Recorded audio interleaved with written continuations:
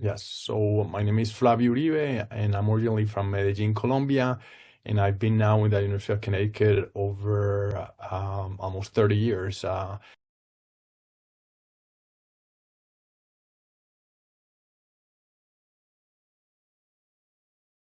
No wonder digital dentistry. Yeah, digital dentistry. I would say from Invisalign. I remember coming in 1999, Invisalign coming into the market. I'm like, this is really going to work, and here we are. And I think related to that is also orthodontic surgery. Like how I trained in orthodontic surgery was a big revolution. I would say 10, 15 years ago, like when we started doing the virtual surgical planning. It was what a change, like being able to see things in 3 dimensions in the planning, I think was a big change.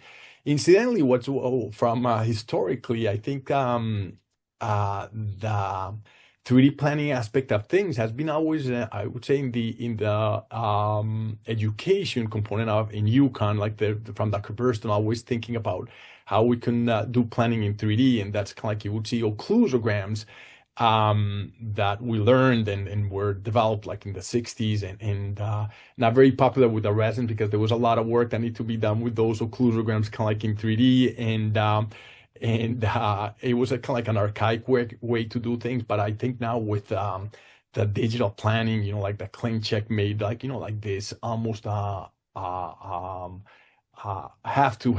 to treatment planning, like this 3D visualization of our goals. So I stress that a lot to our residents that like that we used to do this in paper, cutting the paper, taking picture of the model, like it was very cumbersome, and to be able to visualize what we wanted to do. But now with this digital dentistry, it's just such a big change, and but also important because like like the still like what you see on the digital plan is not what you're gonna get, because there's also the mechanics component to it. So in biology, that I think that's just something that we in the profession need to understand better, if we're going to evolve and do things maybe a little bit different in the future. So I think orthodontics has changed some, but I don't think too drastically in the last 100 years. So I think that's where probably the future is, and but I'm not too sure. Like we have like a lot of